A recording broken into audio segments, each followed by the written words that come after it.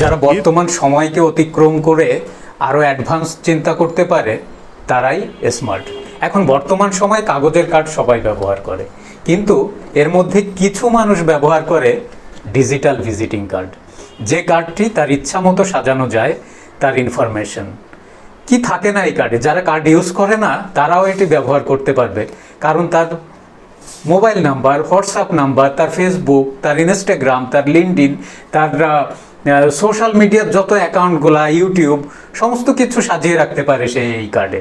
এবং এই card tap করলে, যার মোবাইলে এনএফসি আছে, এই কার্ড তার মোবাইলে ট্যাপ করলে, মানে টাচ করলে, তার ইনফরমেশন চলে যাবে ওই মোবাইলে।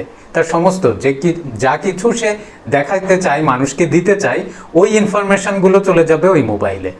আর যদি তার মোবাইলে এনএফসি না থাকে, কোনো সমস্যা নেই, কিউআর কোড স্ক্যান করলে সেই একই ইনফরমেশন চলে যাচ্ছে ওই মোবাইলে। এটা ডিজিটাল ভিজিটিং কার্ড, ভবিষ্যতের ভিজিটিং কার্ড। এটি অন কার্ড, বি স্মার্ট।